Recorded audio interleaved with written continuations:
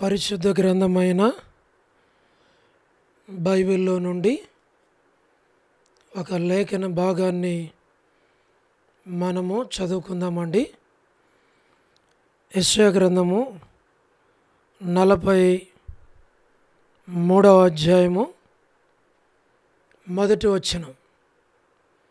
యెషయా గ్రంథము 43:1. అయితే యాకోబు, నిన్ను సృజించిన వాడగు యెహోవా,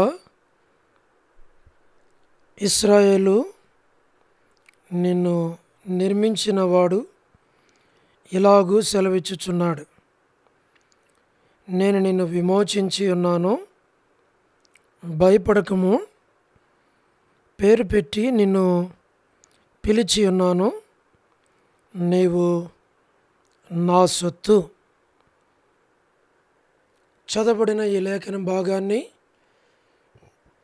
దేవుడు మన వినికిడిలో ఆశీర్వదించును గాక. ఈ భాగములో యాకోబును గూర్చి దేవుడు మాట్లాడుట మనం చూడగలం. యాకోబు విషయంలో పేరు పెట్టి నిన్ను పిలిచి ఉన్నాను, నీవు నా సొత్తు. దేవుడు యాకోబును పిలిచాడు, దేవుని సొత్తుగా యాకోబును చేసుకున్నాడు. అలాగనే ప్రభు మనలను పిలిచాడు, తన సొత్తుగా మనలను చేసుకున్నాడు.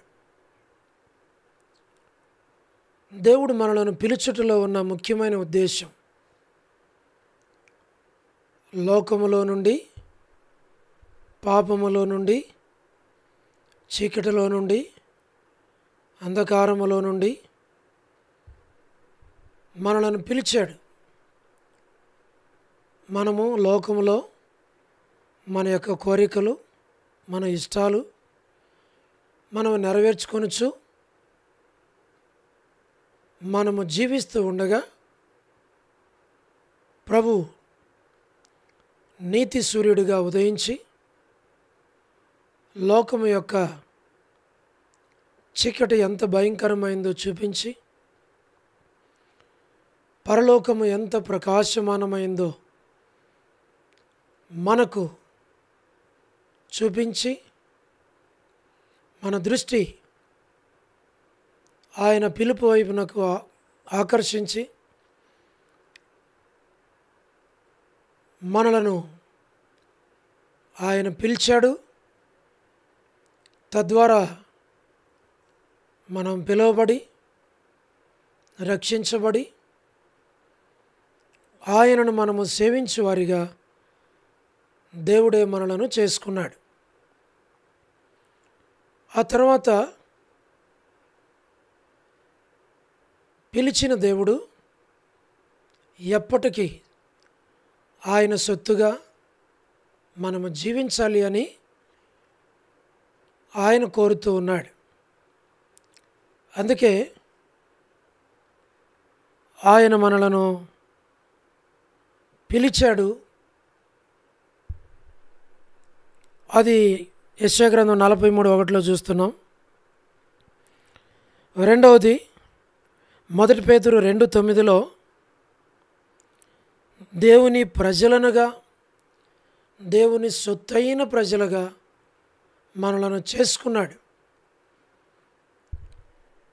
అందుకనే చీకటిలో నుండి ఆశ్చర్యకరమైన వెలుగులోనికి పిలిచి ఆయన సొత్తుగా, ఆయన ప్రజలుగా మనలను చేసుకున్నాడు. మూడవది తీతు పత్రిక 3వ అధ్యాయం 14వ వచనంలో మనలను తన సొత్తుగా చేసుకోవడానికి ప్రభువే కల్వరి సిలువలో తను తాను అప్పగించుకున్నాడు. ఆయన కొరకు అంటూ ఏది ఉంచుకొనకుండా ఆయన దేహమును, ప్రాణమును, ఆత్మను సిలువకు మన కొరకై అప్పగించుకున్నాడు, మరణించాడు, తిరిగి లేచాడు. మనము ఆయన ప్రజలుగా జీవించాలి అని. నాలుగోది, భూమి మీద ఆయన ప్రజలుగా ఉన్న మనకి వాగ్దానం ఇస్తున్నాడు. నన్ను అడుగుము, జనములను స్వాస్థ్యమునుగాను భూమిని దిగంతముల వరకు నీకు సొత్తుగా ఇచ్చేదను అని. రక్షించబడిన మన జీవితాల్లో దేవుని సొత్తుగా జీవిస్తూ అనేకులను మనము సంపాదించుకోవటానికి ఈ వాగ్దానమును చేపట్టి మనం ప్రభువుని అడగాల. ప్రభా, కీర్తన 2:8 నా పక్షంగా నెరవేర్చి అనేకులను నాకు స్వాస్థ్యముగా, సొత్తుగా అనుగ్రహించు అని మనం అడుగుతూ రావాలా. ఇది యేసు ప్రభు వారిని గూర్చినటువంటి ప్రవచనం. పరలోకపు తండ్రి తన కుమారుడైన యేసుక్రీస్తు వారికి లోకంలో ఉన్న వారిని అనేకులను సొత్తుగా అనుగ్రహించాడు. మనం కూడా అట్టి ఆశ కలిగి ప్రార్థించి ప్రభు కొరకు జీవించి దేవుని సన్నిధిలో మనం అడిగితే అనేకులను ఆయన మనకు తన బిడలను, రక్షణ లేని వారిని మనకు సొత్తుగా ఇస్తాడు. ద్వితీయోపదేశకాండం 32:9 యాకోబే ఆయన స్వాస్థ్య భాగము అని వ్రాయబడింది. దేవుడు యాకోబును తన స్వాస్థ్యముగా దేవుడు చేసుకున్నాడు. కాబట్టి భూమి మీద నీవు, నేను, మనము ఆయన స్వాస్థ్యముగా, ఆయన జనముగా, ఆయన సొత్తుగా, ఆయన ప్రజలుగా మనము జీవించి భూమి మీద మన ప్రభువైన యేసుక్రీస్తు వారిని మహిమపరిచి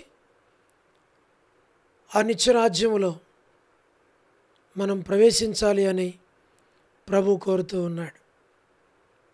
అందుకనే యెషయా గ్రంథం 43:1 పిలిచిన దేవుడు తన సొత్తుగా మనలను చేసుకున్నాడు. కాబట్టి మనం మర్చిపోవద్దు, మీరు మీ సొత్తు కాదు, మీరు విలువ పెట్టి కొనబడిన వారు. మీ దేహములతో దేవుణ్ణి మహింపరచండి. కాబట్టి ఆయన సొత్తు అయిన మనము మన దేహములతో దేవుని మహింపరిచి దేవుని మహిమ కొరకు భూమి మీద జీవించాలి అని ప్రభు మన కొరకు సిద్ధపరిచేటువంటి ఆ శ్రేష్టమైనటువంటి ప్రతిఫలం, బహుమానాన్ని మనం పొందాలి అని ప్రభు కోరుతూ ఉన్నాడు. అలాగున ప్రభు మనలను సిద్ధపరచునుగాక. ఈ మాటలను ప్రభు దీవించును గాక. ప్రార్థన. ప్రేమగల తండ్రి, ఎవరైతే ఈ మాటలు వింటూ ఉన్నారో వారిని, వారి కుటుంబాలను, వారి బిడ్డలను దీవించి మీ రాజ్యంలో మీతో ఉన్నటి కొరకై సిద్ధపరచమని యేసు ప్రభు నామమున ప్రార్థించి స్తుతించి వేడుచు ఉన్నాము తండ్రి. ఆమేన్. అందరికీ ప్రైజ్ ద లార్డ్.